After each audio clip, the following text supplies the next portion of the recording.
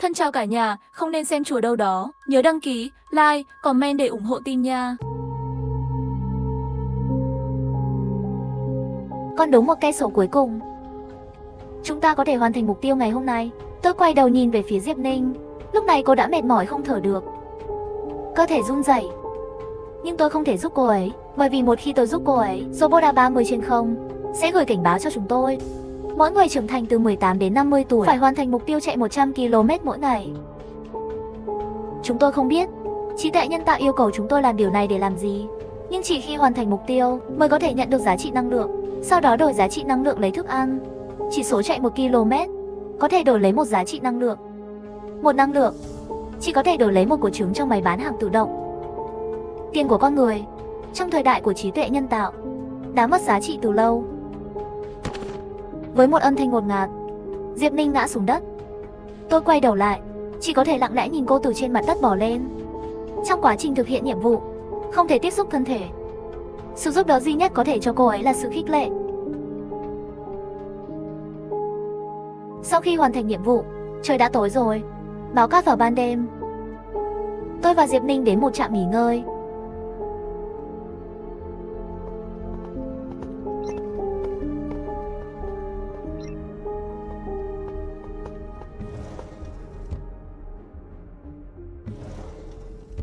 Diệp Ninh suy sụp ngồi trên ghế, mắt đờ đẫn nhìn cửa sổ kính hoang vắng.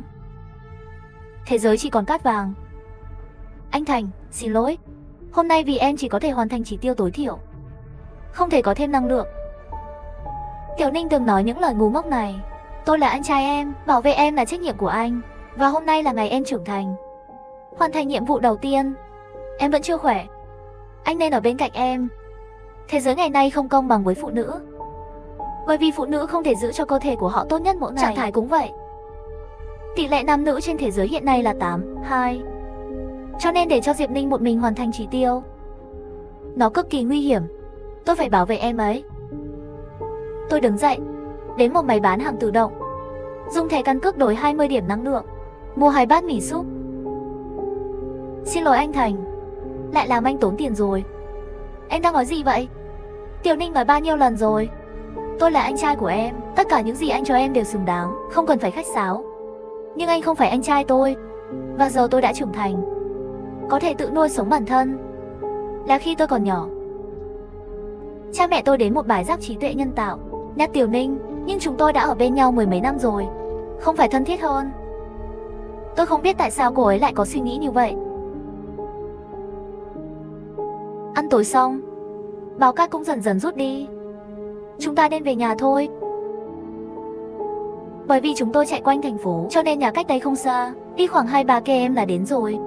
Nhưng chúng tôi vừa tới trạm nghỉ không xa, liền bị hai tay thô bạo chặn lại. Họ đi phương tiện giao thông duy nhất trên sa mạc. Xe máy chuyển đổi cát thành động năng.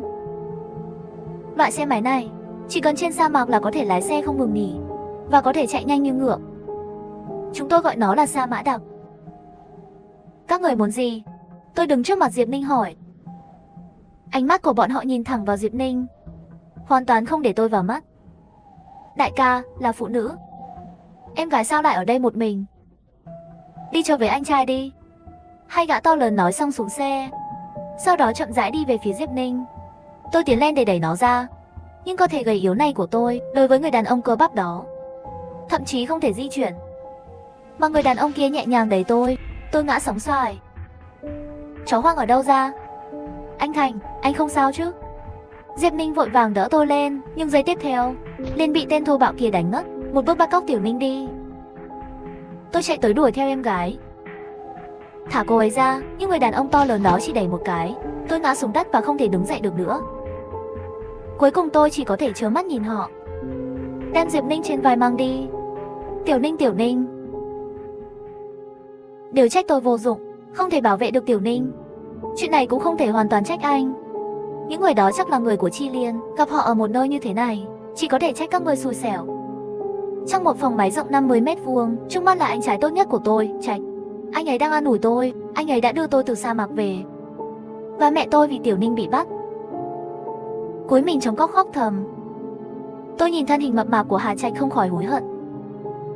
Nếu tôi giống anh, Tập luyện cơ bắp sau khi hoàn thành mục tiêu mỗi ngày. Không đợi tôi nói xong, người mẹ trong góc lau khô nước mắt chậm rãi nói, con trai, chuyện này không liên quan gì đến con. Dù thế nào đi nữa, con cũng không thể chống lại người hội ai.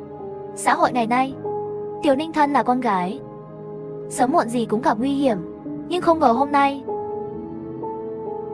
mẹ tôi nói và khóc. Đột nhiên cả căn phòng tràn ngập không khí ngột ngạt. Hai Tranh an ủi chúng tôi vài câu rồi rời đi. Tôi bất lực nằm trên giường, trong đầu không ngừng phát Turner Tiểu Ninh bị bắt cóc, và tôi không thể làm gì được. Tiểu Ninh, họ sẽ làm gì cô ấy? Khóa và giết. Nếu cha vẫn còn, nhất định sẽ liều mạng đến Chí Liên đòi người. Trong trường hợp đó, tại sao người này không thể là tôi?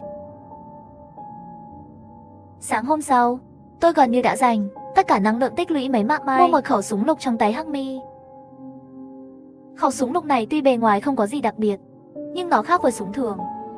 Nó không cần nạp đạn, nhưng có thể trực tiếp thông qua thiết bị cơ khí ở đuôi, ngưng tụ không khí trong thân súng. Khi bóp cò, đẩy không khí bằng năng lượng, cuối cùng bắn ra với tốc độ cực nhanh. Đầu đạn không khí, nó sẽ nổ tung ngay khi chạm vào vật thể, không để lại dấu vết, có thể nói giết người vô hình. Chỉ là thứ này dành cho robot trí tuệ nhân tạo, không thể gây hại, nếu không nhân loại cũng không đến mức này. Tôi dùng 100 năng lượng còn lại trên người, nhập tất cả vào súng lục. Sau đó một mình đến vị trí của căn cứ Chí Liên, không nói với ai. Tôi không biết liệu tôi có thể sống để gặp Tiểu Ninh không, nhưng ít nhất tôi đã cố gắng. Tôi xứng đáng với chính mình. Thông tin cho thấy tụi con người bán mạng như trò cho trí tuệ nhân tạo. Những kẻ phản bội con người này giúp ai kiểm soát con người. Người ta nói rằng họ và trí tuệ nhân tạo có một số giao dịch ngầm. Nếu không, ai không cần phải liên kết với họ. Căn cứ của Chí Liên trên cánh đồng núi đá bên ngoài sa mạc. Một lần khi tôi thực hiện nhiệm vụ, tình cờ gặp. Vì vậy, tôi đã tìm thấy nó vào buổi trưa. Căn cứ của Chí Liên rất lớn, bên trong có nhiều tòa nhà cao tầng và máy móc cơ lớn. Âm thanh của máy móc làm cho nơi này rất ồn ào. Họ dường như đang đào cái gì đó, nhưng bây giờ không phải là lúc để tìm hiểu. Tôi phải cứu người trước. Khi tôi đang nghĩ cách vào Chí Liên, một bóng dáng quen thuộc từ xa tiến về phía tôi. Là Tiểu Ninh. Tôi có thể nhận ra cô ấy ngay cả khi tôi ở xa. Tôi vui mừng đến gần cô ấy. Nhìn thấy cô ấy nhếch nhác, cùng thăng trầm vô tận trên khuôn mặt, tôi biết có chuyện. Tiểu Ninh, họ đã làm gì em? Cô liếc nhìn tôi từ khóe mắt, sau đó mặt không biểu cảm tiếp tục đi về phía trước. Tôi đứng trước mặt cô. Tiểu Ninh, có phải họ khiến em vô cảm? Tôi rút khẩu súng trong túi ra, tức giận. Tôi sẽ giết chúng. Lúc này Tiểu Ninh nắm lấy tay tôi, giật tay tôi, sau đó chĩa súng vào tôi. Tiểu Ninh. Tôi hiểu rồi, tôi từ từ nhắm mắt lại. Là lỗi của anh đã không bảo vệ em. Nếu như vậy có thể khiến em buông tay, vậy thì bắn đi. Chờ lâu lắm, Tiểu Ninh cũng không bóp cò. Cho đến khi tôi mở mắt ra, cô chĩa súng vào đầu mình. Anh sai rồi, Tiểu Ninh. Đừng làm gì ngu ngốc, chuyện gì đã xảy ra? Em nói với anh, nếu như là bọn xúc sinh kia đối với em, con người không còn tồn tại nữa. Tiểu Ninh ngắt lời tôi. Loài người đã tuyệt chủng từ 200 năm trước. Nói gì vậy? Chúng ta không phải là người sống sao? Không, tất cả chúng ta đều được tạo ra bởi trí tuệ nhân tạo, robot. Đó chỉ là sự thiết lập khiến chúng ta nghĩ mình là con người. Chúng ta đều là robot. Bỏ súng xuống đi, chúng ta về nhà rồi nói nhé. Loại súng này không thể gây hại cho robot. Ngươi nói ta bắn xuống, ta chết hay sống? Nếu còn sống, có phải chứng minh chúng ta đều là người máy? Những lời này đều là nghe ai nói. Chúng ta đều là người sống. Bắn đi, sẽ không chết. Để chứng minh. Tôi rút ra một con dao nhỏ và cắt cánh tay mình. Khoảnh khắc đó, máu đỏ tôi phun ra. Vẫn chưa đủ, tôi đâm con dao vào sâu, sau đó lột da ra, để lộ xương trắng. Điều này đủ để chứng minh chúng ta là con người. Nhưng Tiểu Ninh vẫn lắc đầu nói, mọi thứ đều là giả. Công nghệ hiện nay từ lâu đã có thể tạo ra xác thịt giả, xương và cơ bắp. Chỉ có bộ não của chúng ta là máy móc thực sự. Nó điều khiển toàn bộ cơ thể chúng ta. Trong trường hợp đó, em đánh anh đi. Sử dụng đầu của anh để xác minh, không phải chính anh. Tiểu Ninh cười nói. Không phải ai nào cũng giống nhau. Bởi vì con người đã không còn tồn tại từ lâu. Nói xong câu này đi, Tiểu Ninh bóp cò. Khi đầu đạn không khí xuyên qua hộp sọ của cô ấy, viên đạn bắn vào đầu cô ấy khi não nổ tung trong không khí. Tôi biết tôi đã sai. Đã sai hoàn toàn. Hoàn toàn đến mức không biết mình sai như thế nào. Tôi, mẹ tôi và Trạch chôn xác của Tiểu Ninh dưới cát sâu. Một đám tang đơn giản. Sau đám tang, tôi bắt đầu nhiệm vụ. Tôi tiếp tục chạy. Cho đến khi mục tiêu đã đạt được, tôi vẫn không dừng lại. Bởi vì tôi không hiểu tại sao Tiểu Ninh lại có ý nghĩ như vậy. Sau khi hai người đó đưa cô ấy đi, chuyện gì đã xảy ra? Cô ấy đã gặp ai? Và nói gì với cô ấy? Tôi không thể không tìm hiểu. Dù tôi chỉ là một con người thấp kém. Bầu trời dần tối dần, bão cát đang tới. Tôi vẫn không có ý dừng bước. Có lẽ để tôi chết trong cơn bão cát này sẽ bù đắp cho cảm giác tội lỗi của tôi với Tiểu Ninh. Nếu tôi có thể bảo vệ cô ấy, có lẽ cô ấy sẽ không chết. Bão cát đang đến gần. Mọi người đều trốn vào trạm nghỉ. Chỉ có tôi không muốn dừng lại khi đối mặt với bão cát. Đột nhiên phía sau truyền đến một giọng nói quen thuộc. Tôi quay đầu lại. Tôi thấy Hà Trạch đang chạy về hướng tôi. Đi đi. Tôi hét lên. Bão cát đang ở trước mắt tôi. Tôi không muốn bạn chết ở đây với tôi. Nhưng hắn lại như không nghe thấy, vẫn tiến về phía tôi. Trong nháy mắt, tất cả chúng tôi đều bị cuốn vào cơn bão cát. Nhưng chúng tôi không chết, mà là bị bão cát cuốn vào nơi tôi chưa từng thấy. Với một cơn đau nhói trong đầu, tôi thức dậy từ cát vàng. Đây là nơi nào? Tôi ôm cái đầu đau đớn và nhìn xung quanh. Đây là nơi tôi chưa từng thấy. Cát vàng bao phủ công nghệ và máy móc. Tôi ngẩng đầu lên, một tia sáng chiếu vào từ xa trên đầu. Có vẻ như chúng ta đã bị bão cát cuốn vào đây. Tôi lắc cải ca. Khi anh ấy tỉnh dậy, cũng hỏi tôi câu hỏi tương tự. Tôi quan sát xung quanh. Nơi này hình như từng có người ở đây. Nghiên cứu, giống như một phòng thí nghiệm. Các loại bảng điều khiển và màn hình điện tử xuất hiện. Ở cuối căn phòng này, có một cánh cửa sắt nặng nề dường như đã bị phong tỏa. Chúng tôi không mở được. Lúc này, Hà Trạch đột nhiên bước đến trước mặt tôi, nắm lấy cổ áo tôi và nói tại sao bạn muốn chết. Tôi đã giết Tiểu Ninh. Tôi không xứng đáng được sống nữa. Tôi cúi đầu. Giọng nói run rẩy nói. Hà Trạch giận dữ đẩy tôi ra. Con mẹ cậu không có ở đây, ai sẽ nuôi mẹ? Con phải giết bao nhiêu người nữa vì sự tội lỗi của cậu? Tôi không thể bác bỏ, chỉ có thể lặp lại nói xin lỗi. Về đi, tôi sẽ để mẹ cậu xử lý cậu. Nói xong, định bò về hướng ánh sáng trên đỉnh đầu. Nhưng xung quanh là những bức tường kim loại mịn màng, hoặc là cát vàng mềm và phân tán. Không thể bỏ cuộc. Tiếp tục cố gắng. Tôi đang lang thang trong phòng thí nghiệm này, tìm lối ra khác. Mò mẫm tìm cánh cửa sắt nặng nề kia, nhẹ nhàng lau cát vàng cắn trên đó. Lúc này, tôi tìm thấy một cái nút màu đỏ bên cạnh cánh cửa sắt. Nhấn nút ngay lập tức, toàn bộ phòng thí nghiệm được bao quanh bởi ánh sáng đỏ nhấp nháy. Bên tai truyền đến từng trận cảnh báo robot chói tai. Cảnh báo kẻ xâm nhập. Cảnh báo. Trạch đến trước mặt tôi, hỏi chuyện gì đã xảy ra. Tôi lắc đầu tỏ vẻ không biết. Khi chúng ta không biết phải làm gì, tiếng cảnh báo đó giống như hết điện rồi, từ từ giảm đi. Sau đó, với một tiếng nổ, cánh cửa sắt nặng tự mở ra. Chúng ta vẻ mặt mờ mịt đi vào. Bên trong lại là một cảnh khác. Căn phòng phía sau cánh cửa sắt rất tối, chỉ ở giữa phòng, một cái máy không biết là cái gì. Một quả cầu ánh sáng trên máy, nhấp nháy ánh sáng xanh chói mắt. Tôi đến gần của cầu ánh sáng, đang muốn đưa tay chạm vào. Đột nhiên mặt đất bắt đầu rung dữ dội. Ngay sau đó, ánh sáng xanh của quả cầu ánh sáng kia đột nhiên nổ tung, bao bọc toàn bộ cơ thể tôi và Hà Trạch. Tôi và Hà Trạch thấy rất lạ, không biết chuyện gì đã xảy ra. Cho đến khi ánh sáng xanh biến mất, chúng tôi lại đến một nơi khác. Sau khi ánh sáng xanh biến mất, ban đầu bức tường kim loại biến thành bức tường đá màu xám. Nơi này giống như một lối đi, chỉ là ở giữa lối đi có một dòng sông hôi thối. Đây là nơi nào? Hà Trạch véo mũi. Trong máy, tôi đã thấy chỗ này trên một cuốn sách cũ. Nó được gọi là cống thoát nước, nơi con người đã sử dụng để xả ô nhiễm hơn 100 năm trước. Bây giờ con người sống ở Sa Thành. Nước thải bị chôn vùi trong cát sâu, không còn một cơ sở như vậy. Sách hơn 100 năm trước. Đó là sách cấm. Cậu lấy nó ở đâu? Trong bài giác của trí tuệ nhân tạo, rất nhiều nội dung trong sách bị mờ đi. Chỉ có một số thông tin rải rác. Đó là lý do tại sao tôi nhớ nó được gọi là cổng rãnh. Tôi trả lời về 100 năm trước. Lịch sử năm 2024 đến 2124 bị trí tuệ nhân tạo cấm truy vấn và biết. Cho nên Hà Trạch mới đưa ra nghi ngờ như vậy. Nhưng tại sao cấm? Chúng tôi cũng không biết. Hà Trạch vỗ vai tôi và nói dù đây là đâu. Ra khỏi đây đi. Mùi ở đây thật kinh khủng. Rồi chúng tôi đi thẳng xuống cống. Đi được một lúc mới gặp một ngã tư. Nhưng lại đụng phải vài người dường như đang tụ tập. Nhìn thấy chúng tôi chạy lên. Xem họ có bao nhiêu người. Tôi nhanh chóng lấy khẩu súng hơi trong tủ áo ra. Tôi nghĩ họ sẽ sợ khi nhìn thấy khẩu súng trong tay tôi. Nhưng ngay khi tôi rút súng ra, vẻ mặt của họ lập tức trở nên khó tin. Lúc này trong đám đông có một ông già tóc hoa râm. Xúc động hơi đến gần tôi. Tay run rẩy đưa tay về phía súng.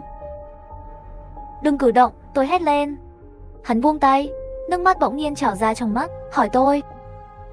Các người từ đâu tới? Sa Thành, sao vậy? Tôi trả lời thành thật. Nói xong, họ lập tức náo động. Hỏi tôi có thật không? Tất nhiên là thật. Nơi con người sống chỉ có cát. Cậu biết đây là đâu không? Ông lão chỉ lên đỉnh đầu và nói. Tôi lắc đầu. Đây là nơi tôi chưa từng thấy. Đây là thành cát năm 2124. Chỉ là bây giờ còn không gọi là Sa Thành. Khi tôi biết tin này vào năm 2124, ban đầu tôi và Trạch không tin. Cho đến khi họ đưa chúng ta ra khỏi cống, đến mặt đất, chúng ta phải tin. Nơi này cũng là cát vàng. Báo cát trên bầu trời. Nhưng sự khác biệt là những tòa nhà cao tầng ở đây, các tòa nhà rất dày đặc. Người cũng rất nhiều. Nhưng con đường đầy người. Họ dường như đang xếp hàng, bởi vì ống kính dẫn đến cùng một nơi. Tạm thời không biết. Trước đó, chúng ta cần biết tại sao chúng ta lại vượt qua đây. Vừa rồi nhóm người đó đã cho chúng tôi câu trả lời. Thì ra, họ cũng dùng máy trong phòng thí nghiệm đó xuyên qua. Và cái máy đó chính thức là của họ. Tại sao họ đến đây? Là bởi vì một thao tác sai lầm dẫn họ cùng nhau vượt qua. Mục đích chúng tôi tạo ra cỗ máy thời gian ban đầu là để quay về quá khứ, thay đổi vị trí của con người và trí tuệ nhân tạo. Nhưng không ngờ một trong những sai lầm của tôi dẫn đến việc chúng tôi không thể quay ngược lại, mãi mãi ở lại đây. Người nói là giáo sư Dương đứng đầu. Họ đến từ năm 2203. Bây giờ đã 20 năm. Bởi vì cỗ máy thời gian được điều chế vào thời điểm đó. Thời gian xuyên qua là 100 năm trước. Vì vậy, tôi và Trạch đã vượt qua thời gian này. 2124, năm cuối cùng của lịch sử bị cấm. Chuyện gì sẽ xảy ra ở đây? Giáo sư Dương nói với tôi. Họ đã ở đây 20 năm, không phải là không làm gì cả. Nhưng đã ở trong cổng rãnh này rồi, tạo ra một cỗ máy thời gian mới. Những năm này, bởi vì không có thẻ căn cước của thời đại này, họ không thể sống trên mặt đất. Chỉ có thể cuộn tròn trong cổng rãnh này. Ban ngày bọn họ xuất động, làm một số công việc lặt vặt trong thành phố, nhân tiện thu thập các vật liệu cần thiết để chế tạo cỗ máy thời gian. Trái đất năm 2104 là giai đoạn phát triển công nghệ của con người. Vì vậy, một số vật liệu họ dễ dàng có thể tìm thấy trong tòa nhà của nhà máy. Đêm tối, họ thay ca làm việc. Đầu tiên là sâu trong cống này, xây dựng căn cứ của họ và bắt đầu chế tạo cỗ máy thời gian. Cuộc sống như vậy không phải người bình thường có thể chịu đựng được. Vì vậy, những năm này, đội ngũ của giáo sư Dương lúc đầu đến đây 10 mấy người. Giờ chỉ còn lại 5 người. Nhưng may mắn, cỗ máy thời gian đã được chế tạo. Điều thiếu nhất hiện nay, đó là lõi năng lượng cho phép máy móc hoạt động. Tôi hỏi giáo sư Dương, nói vậy đây là lúc con người thống trị trí tuệ nhân tạo. Tại sao không dựa vào lúc này để tạo ra một cỗ máy thời gian, trở về quá khứ xa xôi? Hắn nói, con người thời đại này đã cố chấp, suy nghĩ không thể thay đổi. Bị trí tuệ nhân tạo thống trị chỉ còn là chuyện sớm hay muộn. Chỉ có thời gian đang lùi lại 100 năm, họ mới có hy vọng. Thời gian đang lùi lại 100 năm. Năm 2024, 200 năm trước. 200 năm trước, điều này làm tôi nhớ đến câu nói của Tiểu Minh. Loài người đã tuyệt chủng từ 200 năm trước. Đây là trùng hợp sao? Đời đã, vậy nói như vậy chúng ta không phải cũng không về được sao? Những lời của Trạch làm gián đoạn suy nghĩ của tôi. Phải, cỗ máy thời gian chỉ có thể quay ngược thời gian, không thể đến tương lai, không có thiết bị quay về. Các ngươi cũng chỉ có thể ở lại đây như chúng ta. Giáo sư Dương, ông có nghĩ chúng ta là con người không? Câu hỏi này của tôi khiến giáo sư Dương sửng sốt một chút, sau đó hỏi lời này nói thế nào. Nói cách khác, có khả năng nào không? Loài người đã tuyệt chủng vào năm 2024. Và chúng ta chỉ là người sản xuất bởi trí thông minh công nghiệp. Lời này vừa ra, tiếng cười trong cổng. Tôi biết những gì tôi nói là trẻ con, nhưng Tiểu Ninh có thể tự sát vì chuyện này. Nếu không tôi không nghĩ cô ấy sẽ tin lời người khác như vậy. Giáo sư Dương không cười, mà là suy nghĩ một lúc, sau đó chậm rãi nói rằng đó là một câu hỏi hợp lý. Nhưng theo tôi hiểu, với trình độ trí tuệ nhân tạo hiện nay, khó làm ra những người máy như chúng ta. Hơn nữa là 100 năm trước, họ đã niêm phong 100 năm lịch sử đó.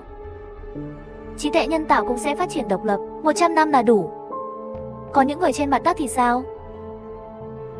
Lời nói của giáo sư Dương khiến tôi lập tức tỉnh. Có lẽ Tiểu Ninh thật sự sai.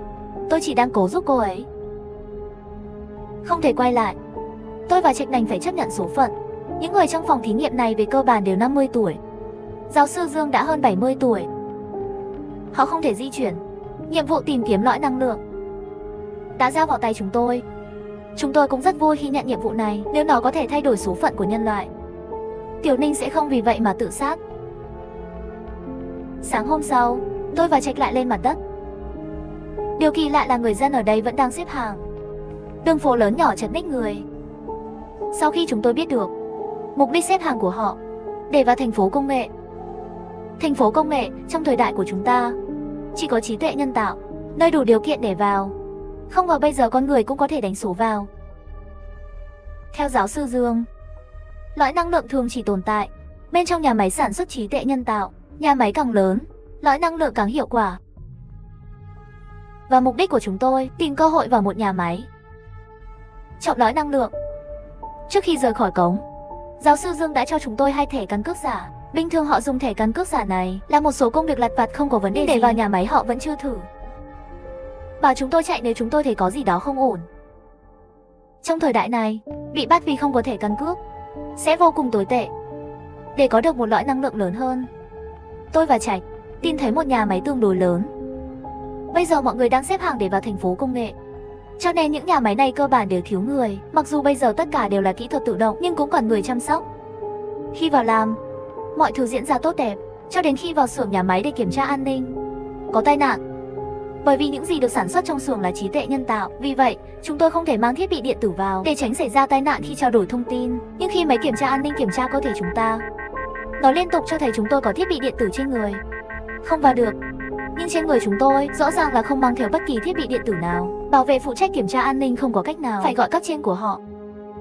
Bước đầu tiên, họ kiểm tra thẻ căn cước của chúng tôi. Tôi cảm thấy có gì đó không ổn, đang định chạy trốn cùng Hà Trạch, nhưng lại trực tiếp bị mấy bảo vệ chặn lại.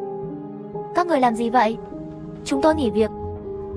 Khi chúng tôi đối đầu với mấy tên bảo vệ đó, ông chủ kia đột nhiên ngẩng đầu lên. Thẻ căn cước giả, mục đích các người muốn đột nhập vào công ty chúng tôi là gì? Mục đích?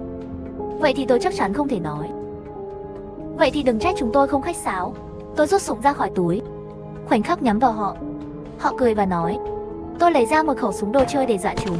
Với một tiếng súng, một nhân viên an ninh ngã xuống đất. Tôi không muốn giết người nên chỉ trúng chân hắn. Tận dụng sự ngây thơ của họ, tôi và Hạ Trạch chạy ra khỏi nhà máy. Nhưng ngay khi chúng tôi bước ra khỏi cổng nhà máy, một quả đạn rơi ngay trước mặt chúng tôi, bùng nổ ngay lập tức. Trong khi tôi đang nghĩ, một cái thẻ căn cước giả chơi lớn như vậy, nhưng phát hiện có đạn pháo trên không. Giấc mơ dường như không chỉ dành cho chúng ta. Thấy không tốt, chúng tôi nhanh chóng trốn vào nhà máy. Vừa rồi, chân của Hà Trạch bị thương do mảnh đạn bay tới, vì vậy tôi chỉ có thể giúp anh ta đi qua nhà máy. Tiếng nổ, tiếng la hét.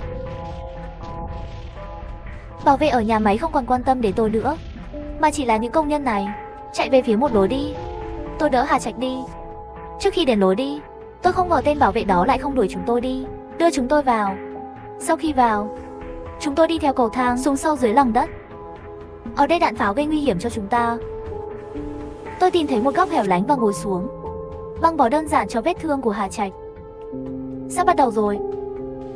Ánh mắt của Hà Trạch đột nhiên trở nên hoảng hốt. Tôi hiểu ý của câu nói này. Năm cuối cùng của lịch sử bị cấm. Có lẽ là trong năm nay, trí tuệ nhân tạo có được ý thức tự chủ, chống lại con người. Sau đó chỉ mất 1 năm, đồng hóa con người. Điều này dẫn đến sự trao đổi địa vị giữa hai bên. Mọi thứ phát triển đến mức này, chúng ta không thể ngồi chờ chết. Nếu vụ nổ xảy ra với cỗ máy thời gian trong phòng thí nghiệm, vậy thì mọi thứ kết thúc. Tôi đứng dậy, tìm thấy ông chủ vừa rồi trong đám đông. Tôi đã vượt qua tôi từ tương lai và những gì sắp xảy ra. Hy vọng anh ta có thể giao lõi năng lượng của nhà máy. Ban đầu ông chủ đó không tin lời tôi nói, cho đến khi cuộc chiến trên mặt đất kéo dài nửa tháng. Vậy ông chủ mới phải chủ động tìm tôi. Bên cạnh ông chủ đó, một thanh niên mặc áo khoác trắng, hình như là một nhà nghiên cứu. Họ muốn chúng tôi chứng minh mình là người xuyên không. Tôi rút khẩu súng ra.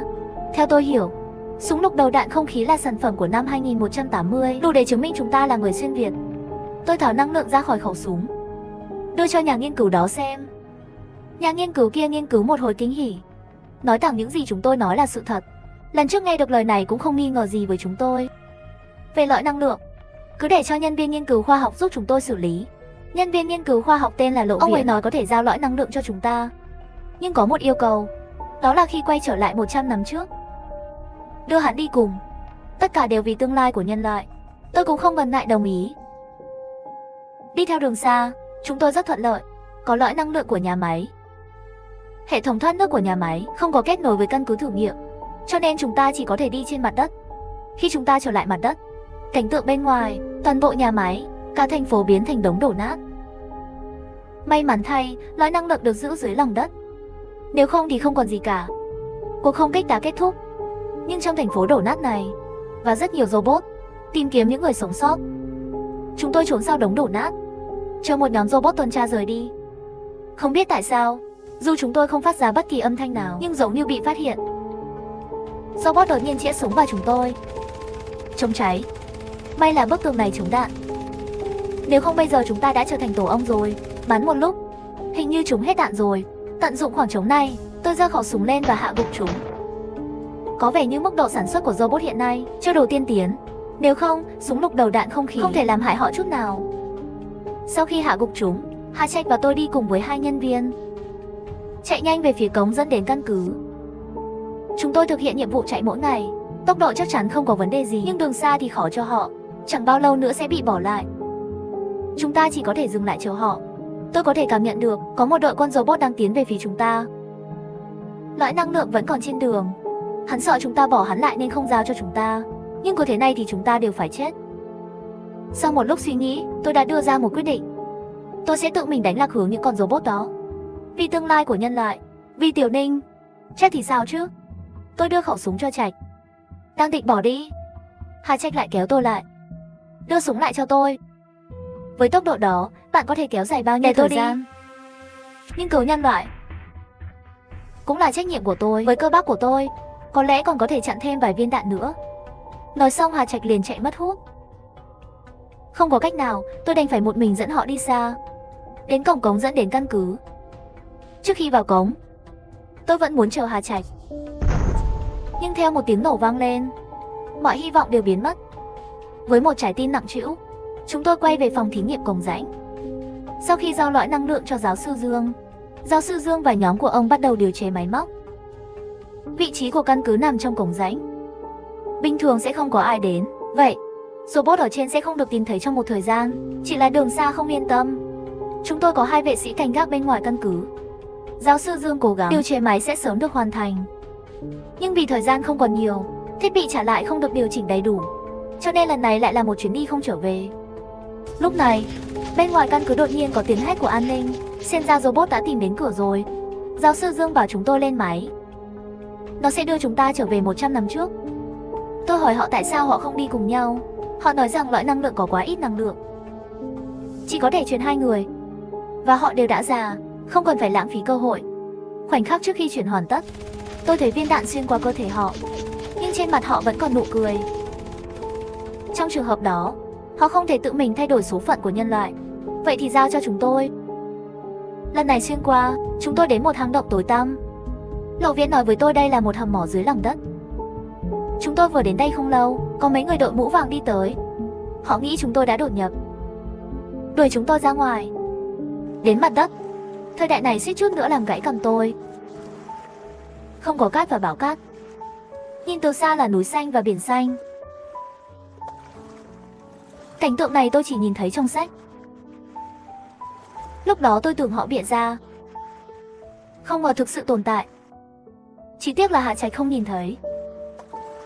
Nhưng nếu chúng ta có thể thay đổi lịch sử, không để trí tuệ nhân tạo tự ý phá hủy môi trường, tương lai họ cũng nhất định có thể nhìn thấy. So với tôi, Lộ Viễn nhìn thấy cảnh này, nhưng bình tĩnh lại rất nhiều. Ông ấy là người năm 2124, có lẽ cũng từng thấy cảnh này khi còn nhỏ. Tôi đi theo con đường trên chiếc xe thuộc về thời đại này. Trong thời đại này, con người giao dịch bằng tiền chứ không phải năng lượng. Mỗi khi cần thanh toán, Lộ Viễn đều sẽ lấy điện thoại di động ra quét mã để thanh toán. Tiếp theo đường xa còn đưa tôi đi tàu cao tốc. Máy bay có gì không biết, nó bay được. Tôi cảm ơn ông ấy đưa tôi đi du lịch thời đại tươi đẹp này. Nhưng từ đầu đến cuối tôi không biết anh ta sẽ làm gì. Và tôi hỏi chúng tôi đang đi đâu. Đường Viễn đẩy kính, quay đầu lại nhìn tôi. Dương lão sư nói, cứu tương lai nhân loại. Đôi mắt của anh ta dường như có một loại ma thuật rất chắc chắn, khiến tôi có cảm giác phải tin anh ấy. Cuối cùng chúng tôi dừng lại ở một thành phố, trước một tòa nhà. Lộ Viễn nói cho tôi biết đây là trụ sở Liên Hiệp Quốc. Thay đổi vận mệnh của nhân loại bắt đầu từ đây. Vì lý do danh tính, tôi không được đi theo vào tòa nhà trụ sở Liên Hợp Quốc. Khi anh ấy ra ngoài lần nữa, anh ấy nói với tôi là xong rồi.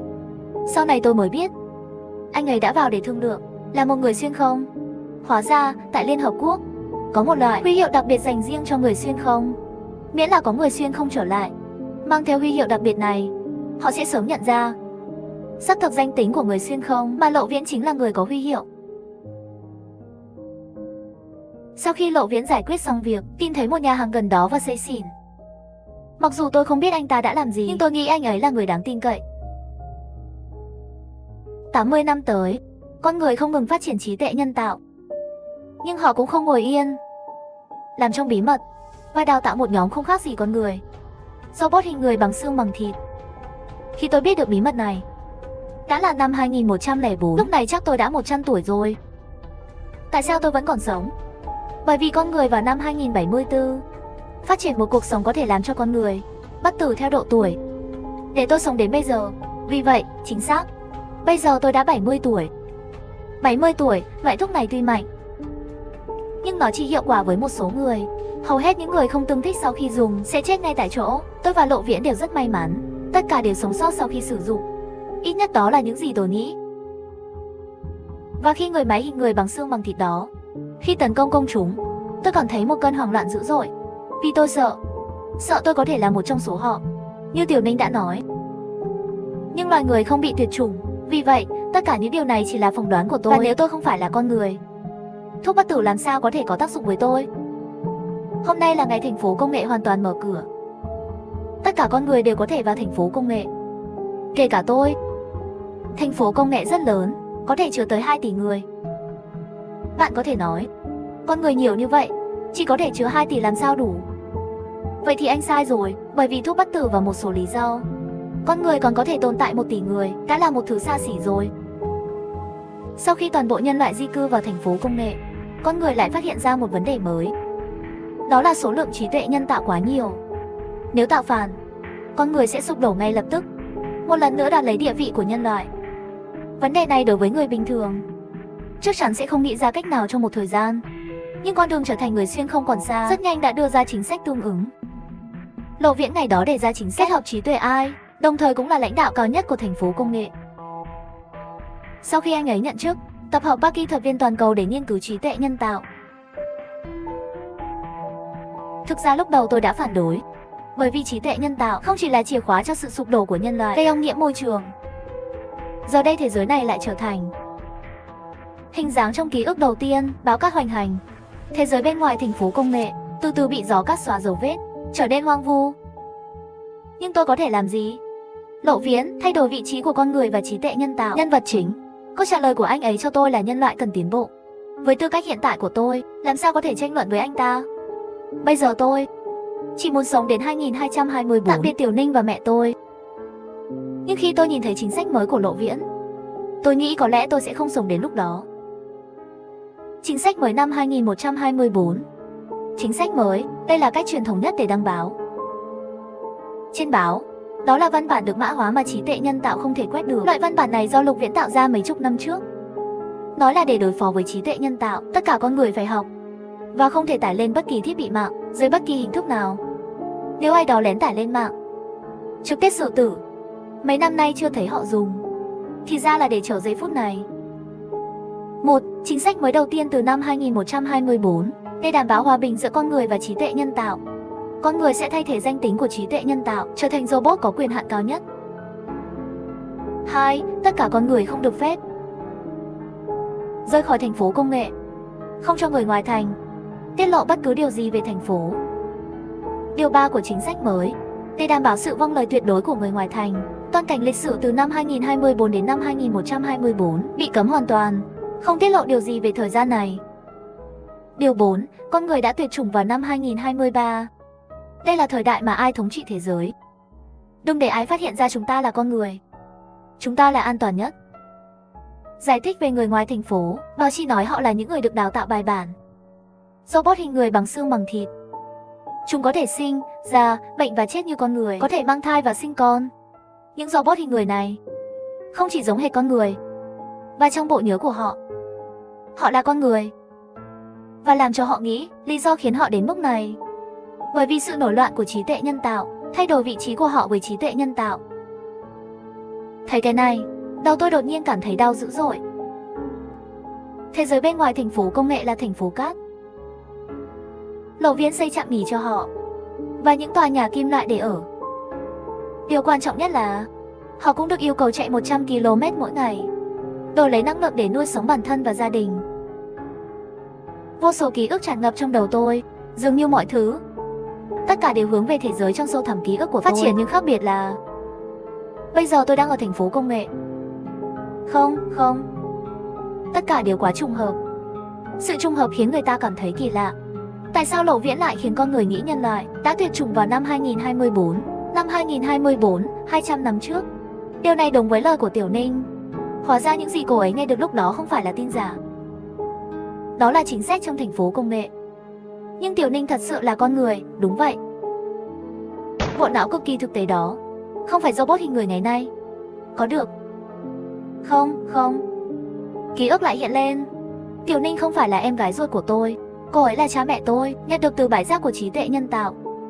Cho nên Tiểu Ninh rất có thể một đứa trẻ bị bỏ rơi khỏi thành phố công nghệ. Nếu cô ấy là con người thì tốt thôi. Vậy thì tôi không phải nghĩ. Để xác minh, tôi lấy một con dao làm bếp. Đầu tiên tôi cắt một ngón tay. Máu, xương, là con người. Nhưng các thiết bị ẩn có thể được giấu sâu trong xương. Tôi chặt nửa cánh tay của mình. Một quả bóng cơ khí tròn trượt khỏi khớp cánh tay. Lúc đó đầu óc tôi trống rỗng. Hóa ra từ đầu đến cuối, tôi chỉ là một robot hình người. Thực sự được gọi là danh tính của con người và robot. Vậy tôi làm việc này để làm gì? Chỉ là mong muốn của tôi sao? Tôi không phục. Đột nhập vào tòa nhà hội đồng thành phố công nghệ và tìm đường đi. Lúc này Lộ Viễn không giấu giếm tôi nữa, nói với tôi tất cả sự thật. Hóa ra ngay từ giây phút đầu tiên anh ấy nhìn thấy tôi đã biết tôi không phải là con người, là robot. Anh ấy luôn đưa tôi đi cùng, cho tôi điều trị tốt nhất, coi tôi như người bạn tốt nhất. Cuối cùng chỉ là để lợi dụng tôi. Hắn lợi dụng lúc tôi đang ngủ, đánh cắp trí nhớ của tôi bằng công nghệ. Với trí nhớ của tôi, tất cả những gì anh ấy làm đều có mục đích. Đầu tiên là chế tạo robot hình người, xây dựng thành phố công nghệ. Cuối cùng, dựa trên ký ức trong đầu tôi, phát hành chính sách mới để giấu tôi. Hắn còn muốn hỏi thời gian lúc biến đổi tôi. Tên tuổi của tôi mãi mãi ở lại 70 phút. Làm tôi nghĩ lầm. Tôi cũng vậy, bởi vì mãi mãi là một trong những con người còn sống. Thảo nào mọi thứ bây giờ đều quen thuộc như vậy. Thì ra mọi thứ đang phát triển theo trí nhớ của tôi. Lộ Viễn, ngươi lừa dối tôi nhiều năm như vậy, anh có xứng đáng với tôi không? Tôi hỏi. Lộ Viễn lại đứng dậy hỏi lại. Tại sao tôi phải xin lỗi bạn? Chẳng lẽ ban đầu không phải là muốn con người có thể tiếp tục thống trị trí tuệ nhân tạo? Giờ tôi đã làm được, tại sao bạn lại không muốn? Nghe xong câu này tôi sửng sốt. Vâng, mục đích ban đầu của tôi để cứu nhân loại. Nhưng ai biết được loài người không cần ta cứu. Thấy tôi không nói gì, hắn tiếp tục nói. Trước khi gặp anh, Tôi cũng đến từ tương lai 100 năm sau. Nếu không bạn nghĩ, tại sao tôi có thể nhìn thấy nó trong nháy mắt? Cậu là robot. Tại sao tôi có huy hiệu người xuyên không của Liên Hợp Quốc? Ông nói rằng vào năm 2224 mà ông đã trải qua một thế giới thực sự bị thống trị bởi trí tuệ nhân tạo. Trong thế giới đó, không có thành phố công nghệ, không có vị trí rõ ràng giữa con người và trí tuệ nhân tạo, mặt đất đầy vết loét, một đống đổ nát. Trí tuệ nhân tạo ở đó không muốn cho con người sống. Họ thực sự muốn tiêu diệt loài người. Con người không thể đối phó, chỉ có thể trốn ở sâu hơn dưới lòng đất. Cuộc sống này kéo dài 100 năm. Cho đến 100 năm sau, con người chế tạo thành công cỗ máy thời gian dưới lòng đất. Nhưng vì vấn đề cốt lõi của năng lượng, máy này chỉ có thể truyền tải và xuyên qua trăm năm trước. Vì vậy, với tư cách là những tài năng xuất sắc của thế hệ mới của nhân loại, cũng chính là Lộ Viễn đã được chọn. Sau khi nghe câu chuyện của anh ấy, tôi đột nhiên cảm thấy đầu óc có chút loạn. Vì vậy hỏi, ngươi nói ngươi cũng là từ 2224 xuyên qua mà đến. Vậy tại sao thế giới bạn trải qua lại khác với tôi? Bởi vì trên thế giới này không có cỗ máy thời gian thực sự.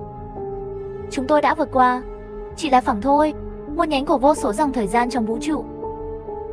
Hoặc là bởi vì chúng ta xuyên qua, tạo ra một nhánh mới. Điều đó có nghĩa là mọi thứ chúng ta đang thay đổi không liên quan gì đến thế giới trước khi chúng ta vượt qua. Phải, chúng ta không thể thay đổi những gì đã xảy ra. Vậy, tôi đã tạo ra thế giới mà tôi muốn ở đây. Và đúng lúc, thế giới mà tôi từng sống là thứ anh muốn. Bởi vì nó có thể làm cho con người sống lâu hơn. Sau khi nghe xong, tôi ngoan cường lùi lại 2 bước. Lộ Viễn không sai. Hắn mới là người thực sự muốn giúp nhân loại thay đổi vận mệnh. Bởi vì hắn là con người. Lộ Viễn từ ngăn kéo lấy ra gạc đi đến trước mặt tôi, tự tay băng giúp tôi. Thực ra cho dù có đổ nhiều máu hơn nữa cũng không chết, bởi vì tôi là một người máy. Thật ra tôi biết một khi chính sách mới được ban hành, sẽ không thể giấu được bạn. Không cần phải suy nghĩ quá nhiều. Cứ coi mình như một con người. Tôi đã đối xử với bạn như một con người trong suốt những năm qua. Hãy là người bạn tốt nhất. Nếu không ngươi cũng sẽ không sống đến bây giờ. Không, tôi để Lộ Viễn ra. Tôi hiểu rồi. Lý do tôi tức giận không phải vì nhân loại được cứu và tôi là một người máy. Tôi tức giận là bởi vì Lộ Viễn tại không có sự đồng ý của tôi lặp lại lịch sử trong đầu tôi. Điều này làm cho tôi cảm thấy đau đớn. Có nhiều cách để thay đổi số phận của nhân loại. Tại sao hắn lại chọn loại này? Sau khi rời khỏi tòa nhà quản lý, tôi đang đi trên đường phố của thành phố công nghệ. Việc ban hành chính sách mới khiến nhiều người cảm thấy không hài lòng. Một số thậm chí còn nổi loạn. Họ nghĩ con người không nên thỏa hiệp với trí tuệ nhân tạo. Nhưng con người nổi loạn này, một phần bị Lộ Viễn trấn áp, và phần còn lại là sống chết không thỏa hiệp. Bị trục xuất đến một góc của thành phố công nghệ. Hãy để họ tự chết ở đó. Nó được gọi là thành phố của sự sa ngã. Chắc chắn rồi, không bao giờ có thể có sự thỏa hiệp giữa con người. Tôi không muốn quay lại, rồi theo những người này đến con đường sa ngã.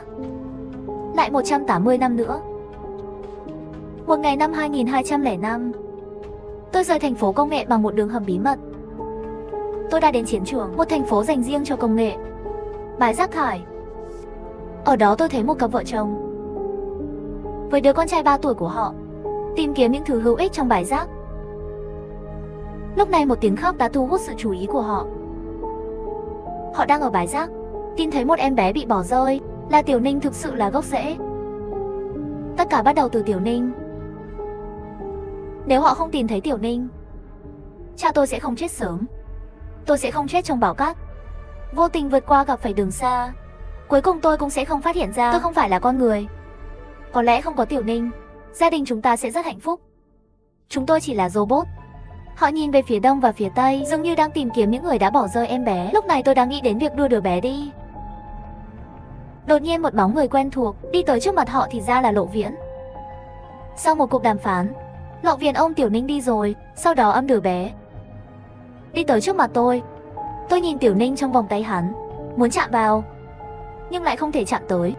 Lần đầu tiên tôi phát hiện, hóa ra khoảng cách giữa tôi và Tiểu Ninh rất xa. Đó là khoảng cách giữa con người và robot. Sau này Tiểu Ninh sẽ được tôi nhận nuôi. Thế giới này sẽ không tiến về thế giới như trong trí nhớ của em nữa. Nói xong liền mang theo Tiểu Ninh rời đi. Và tôi Chỉ có thể nhìn bóng lưng bọn họ dần dần xa đi. Cảm ơn.